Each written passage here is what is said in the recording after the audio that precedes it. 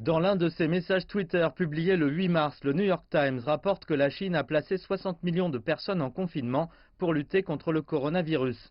Le journal affirme que les mesures chinoises ont été prises au détriment des moyens de subsistance du peuple et de ses libertés individuelles.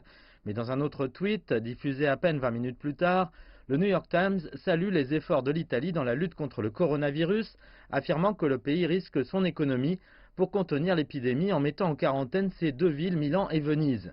À 20 minutes d'intervalle, des mesures semblables appliquées en Chine et en Italie sont traitées sous un angle éditorial tout à fait différent. Sur la page Twitter du New York Times, des internautes ont accusé le journal d'avoir manqué de neutralité et d'avoir fait preuve de préjugés. Un utilisateur appelé G a déclaré « Les deux poids, deux mesures sont le meilleur jeu qu'ils connaissent ».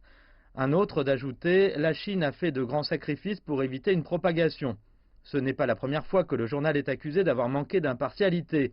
Un peu plus tôt, un magazine américain appelé Le Fédéraliste a publié un article affirmant que le New York Times devait expliquer en quoi son approche de deux poids deux mesures était bonne pour la société, indiquant aussi que l'un de ses nouveaux membres du conseil éditorial du Times a des antécédents d'articles discriminatoires sur Twitter.